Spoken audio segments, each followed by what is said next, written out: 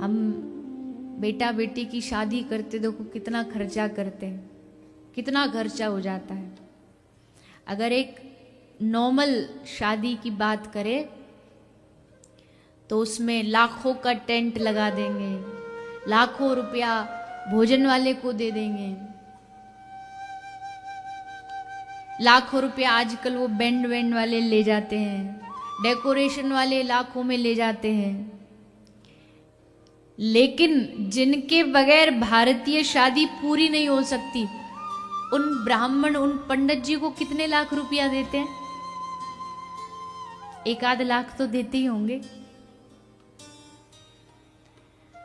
अरे लाख छोड़िए, लिफाफा देंगे, लिफाफे में बंद करके कि दिख ना जाए कितने का है। वे पंडित जी कुछ बोले भी तो अरे पंडित जी रहने दो, अभी छोरा की शादी, बेटी की होगी तो थोड़ा बढ़ा के दे देंगे। चारे पंडित जी, मैं कोई ये बात इसलिए नहीं बोल रही कि मैं ब्राह्मण हूं इसलिए, मैं कोई कर्म कांड नहीं करती, मैं किसी का ब्याह करवाने नहीं जाती, पर ये मैं इसलिए कह रही हूं, आज के समय में हर माँ बाप चाहता है मेरे बच्चे बड़े होके डॉक्टर इंजीनियर बने, क्योंकि उनको पता उसमें कमाई है। एक ब्राह्मण भी नहीं चाहता उसका बालक जो है आगे चल के कर्म कांड करे, क्योंकि उसमें पता है कि पेट भी नहीं भर पा रहा है। तो मेरा तो निवेदन है बस इतना कि हमें इतना ध्यान रखना चाहिए कि ब्राह्मणों का घर आराम से चलता रहे, किसी प्रकार की कोई परेशानी ना, ये हमें ध्यान रखना चाहिए। ब्राह्मणों को यथा योग्य सम्मान करना चाहिए, तभी तो वो चाहेंगे हमारे बच्चे भी इसी ब्राह्मण कर्म कांड को आगे बढ़ाएं। तो बलि ने संकल्प किया, जल लिया और संकल्प करके बलि बोला, लो महाराज ये रही जमीन, जहां मन करे आपका नाप लो, 1 2 3। वामन भगवान बोले, बेटा ये तेरा 1 2 3 है, अब तू मेरा देख। और छोटे से वामन अंगुल के वामन भगवान बढ़ते बढ़ते बढ़ते इतने विराट हो गए।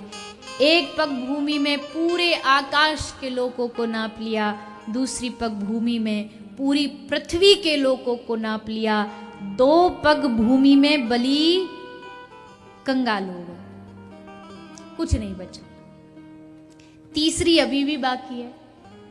वामन भगवान बोले, बता, बड़ा बोल रहा था 3 से क्या होगा, 3 से क्या होगा, अभी तो 2 ही हुए हैं, तेरे पास चवन्नी नहीं बची, बता तीसरे में क्या देगा?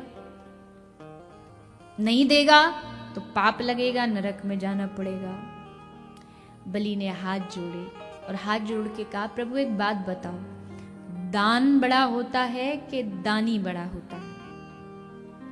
वामन भगवान बोले, दानी बड़ा होता है, पैसा तो सबके पास है, देता कौन है वो बड़ी बात है। धन से बड़ा धनवान होता है, दान से बड़ा दानी होता है। तो बलि बोला, प्रभु जब इस धन से बड़ा धनवान आपके सामने खड़ा है और वैसे भी आपने 2 पग भूमि में मेरे धन को और मेरे मन को नापा है, पर मेरा तन अभी भी बाकी है, हे प्रभु अपना चरण मेरे मस्तिष्क पर रखिए और मेरे इस तन को भी नाप लीजिए।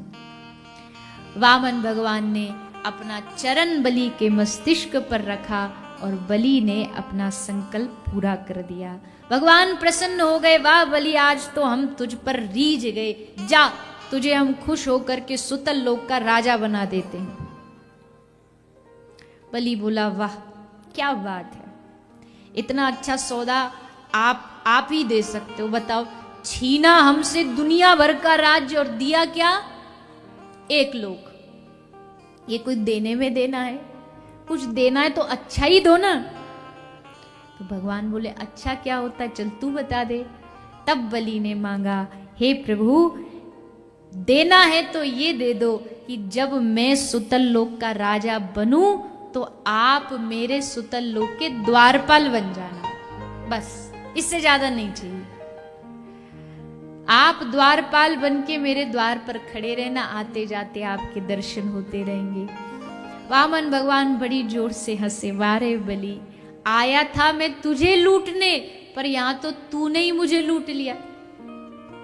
अब वैकुंठ छोड़ के वैकुंठपति सुतल लोक में जाकर के बलि की पहरेदारी कर रहे हैं।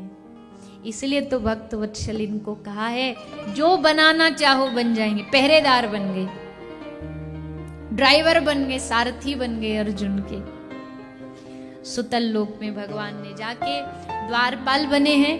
अंत में लक्ष्मी जी ने आके बलि को रक्षा सूत्र बांधा और दक्षिणा में भगवान को छुड़ा करके वैकुंठ लेकर के गई हैं।